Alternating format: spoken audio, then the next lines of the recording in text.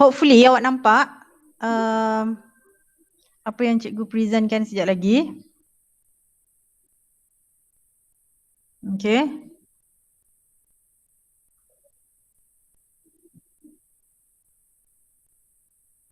Ada lagi tak kawan awak yang baru nak masuk ni?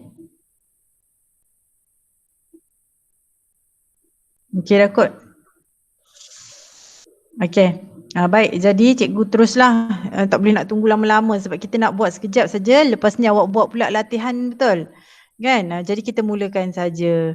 Baik, jadi topik PDPR hari ini bab 5, pengangkutan di Malaysia. Sebenarnya topik ni cikgu dah kenalkan semasa PDPR yang sebelum ni jadi cikgu tak pasti awak ingat ke tidak, kita ulang sikit. Cikgu pun ada pernah suruh awak buat latihan secara online sebelum ni.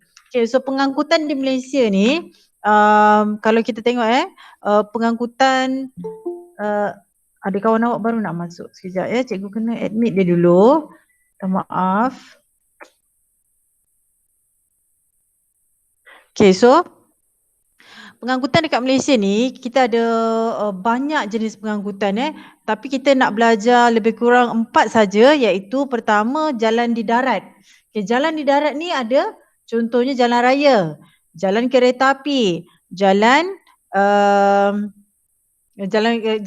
kereta api tu je lah kita belajar jalan raya, termasuklah lebuh raya dan landasan kereta api. Kemudian kita akan belajar juga tentang di mana kedudukan lapangan terbang di Malaysia. Okay, kemudian kita nak tengok pula pelabuhan-pelabuhan di Malaysia. Okay, so kalau kita tengok kat Malaysia ni kita ada jaringan jalan raya yang boleh dikatakan maju dan cekap, terutama di kawasan bandar lah. Okay, tetapi di kawasan sebenarnya jaringan jalan raya ni terlalu bertumpu di sebelah pantai barat. Kalau awak tengok pantai barat tu di mana? Pantai barat ni di negeri-negeri yang sebaris dengan kita di Selangor. Contohnya kita lah Selangor, Negeri Sembilan, Kuala Lumpur, Perak, Kedah. Okay? Jadi kalau kita perhatikan banyak jalan-jalan raya yang lebih maju dan cekap di kawasan pantai barat. Manakala di sebelah pantai timur pula kita tengok jarang ada jaringan jalan raya dan lebuh raya.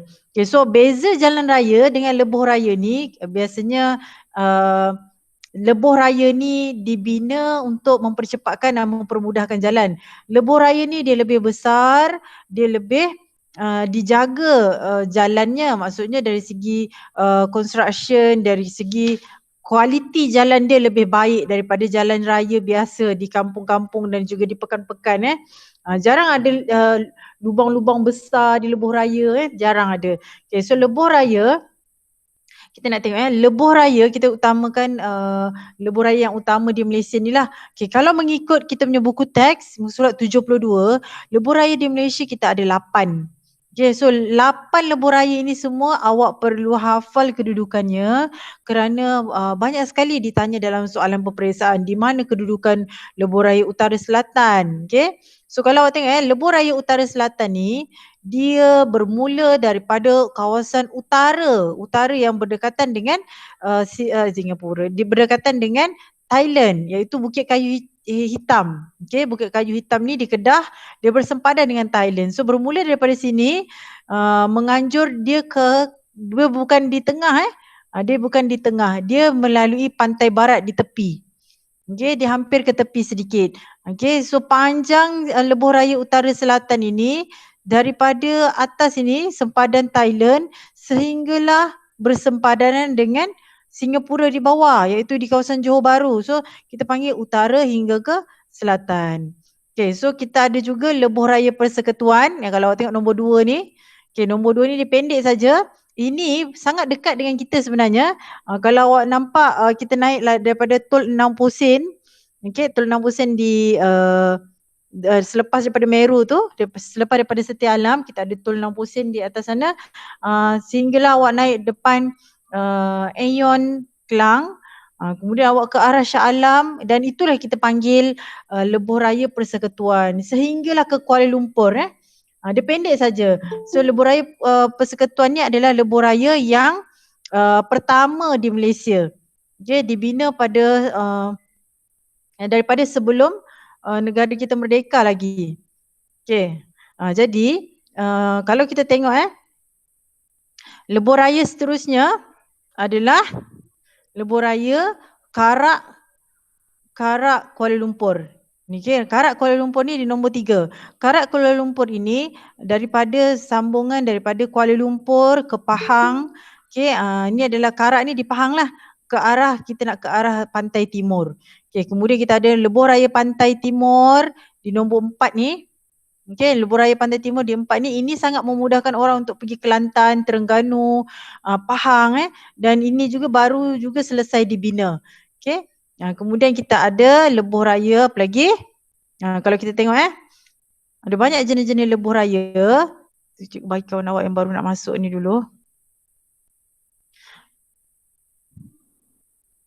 Okay, so ada banyak jenis-jenis lebuh raya kat sini. Kalau kita tengok lebuh raya Timur Barat ni di atas lebuh raya Timur Barat dia berada di atas ni nombor 5, Gerik ke Jeli. Okay, dia pendek saja tapi lebuh raya Gerik Jeli ini dia melalui hutan yang sangat tebal.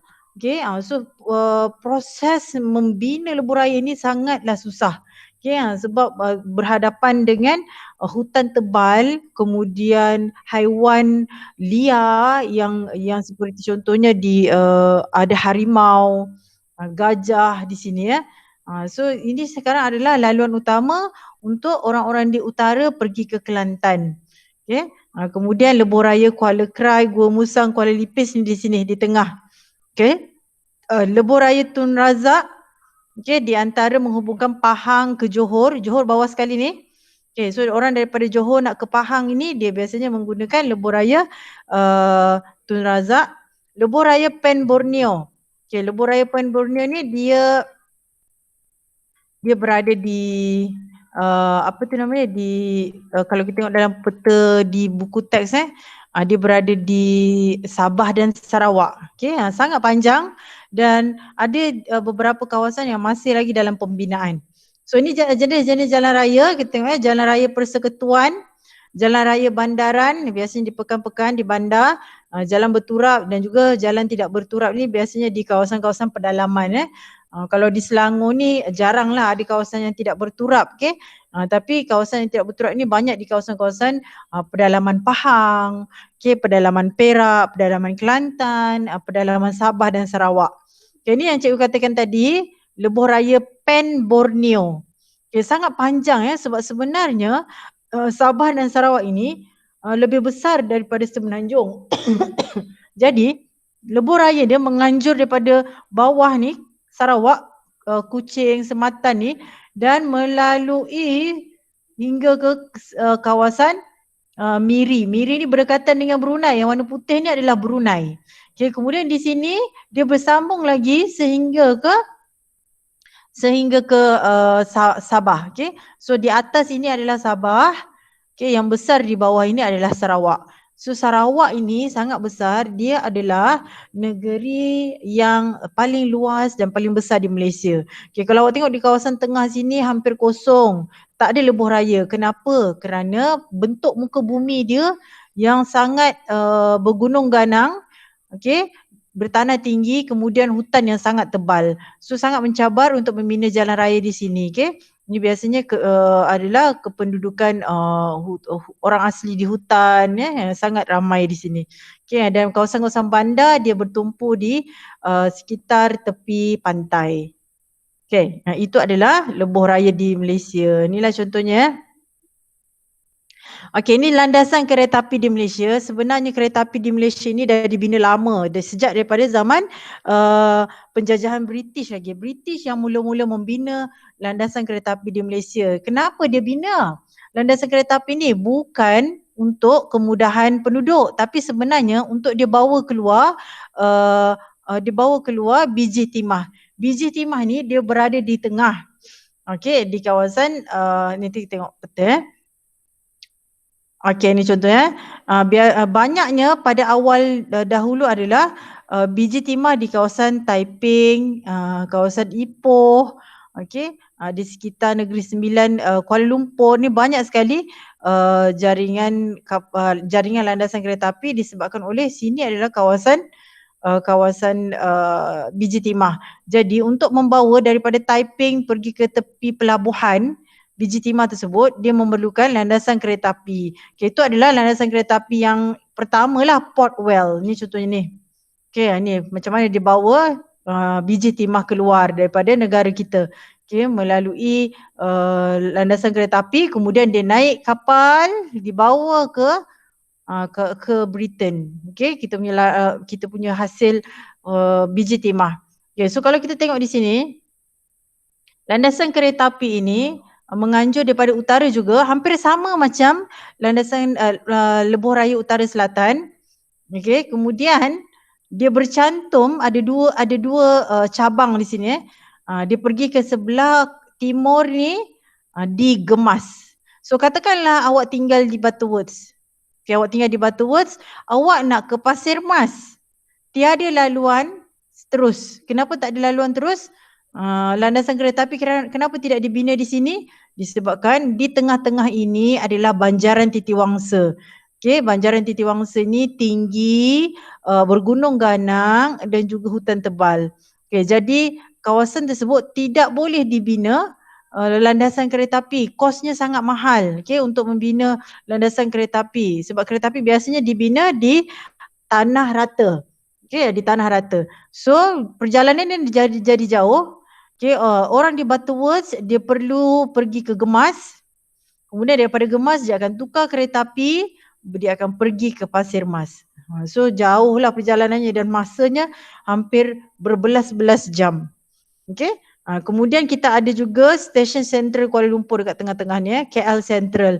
Kat sini dia sangat maju pengangkutan kereta apinya. Kita ada monorail, kita ada LRT, kita ada MRT, semua di tengah-tengah sini. Okay. Okay, dan di Sabah hanya ada satu laluan saja antara Tanjung Aru, Papar, Beaufort dan Tenom. Okay, dan awak tengok di Sarawak hampir tiada langsung. Memang tak ada langsung lah landasan kereta api walaupun negeri dia sangat besar.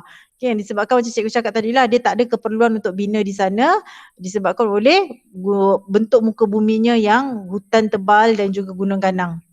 Okay. So kalau kita tengok stesen api Gemas ni contohnya lah. Ni persimpangan tadi yang dekat tengah-tengah daripada utara nak pergi ke timur. Inilah stesen pertukaran dia. Okay. So kalau kita tengok perkhidmatan kereta api kita sekarang ni, diuruskan oleh KTM ni. Okay. Ini kita tengok nama dia adalah Kereta Api Tanah Melayu. Jadi ini daripada zaman sebelum merdeka lagi dah ada Kereta Api Tanah Melayu syarikat ini. Okay, manakala kalau kat Sabah itu dia bukan di bawah KTM, dia di bawah Jabatan Kereta Api Negeri Sabah. Okay, so kita tengok pengangkutan udara dan air. Pengangkutan udara ni pula sangat kita ada dua jenis. Satu adalah pengangkutan landasan kereta api, lapangan terbang domestik. Okay, kalau awak tengok domestik. Dan satu lagi adalah antarabangsa. Apa beza domestik dengan antarabangsa? Okay, domestik ini adalah biasanya kita laluan dalam negeri. Ni domestik ni laluan dalam negeri. Contohnya daripada Kuala Lumpur awak nak pergi ke Pulau Pinang. Okay, dalam negara lah. Daripada Kota Baru awak nak pergi ke Sabah. Okay, so itu laluan domestik. Manakala laluan antarabangsa ni biasalah antara merentas negara. Okay, merentas sempadan negara. Contohnya awak nak pergi Thailand, daripada Kuala Lumpur ke Thailand, Kuala Lumpur ke Indonesia, Kuala Lumpur ke Arab Saudi. Okay, itu contohnya lah antarabangsa dan domestik. Okay, ini contoh lapangan terbang antarabangsa di Malaysia. Kita ada lapangan terbang Langkawi dekat atas ni, dekat Pulau Langkawi ni, lapangan terbang antarabangsa Langkawi. Okay, lapangan terbang antarabangsa Pulau Pinang. Maksud antarabangsa cikgu kata tadi, daripada lapangan terbang ini awak boleh merentas ke sempadan negara lain. Okay, kemudian kita ada KLIA. Okay, Kuala Lumpur International Airport. KLIA dan KLIA 2 di sini. Kemudian kita ada lapangan terbang Senai. Senai ni di Johor. Okey, ini pun antarabangsa. Maksudnya kita boleh pergi ke negara lain melalui lapangan terbang tersebut.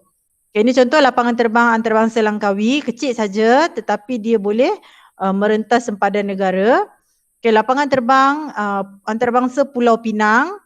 Okay. Kemudian ini yang besar adalah lapangan terbang antarabangsa Kuala Lumpur. Lebih banyak kapal terbang dan penerbangan di sini.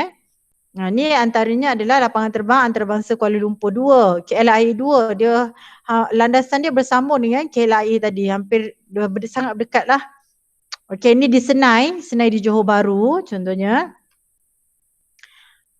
Okey, di Sabah dan Sarawak pula kita ada Kuching dekat bawah ni.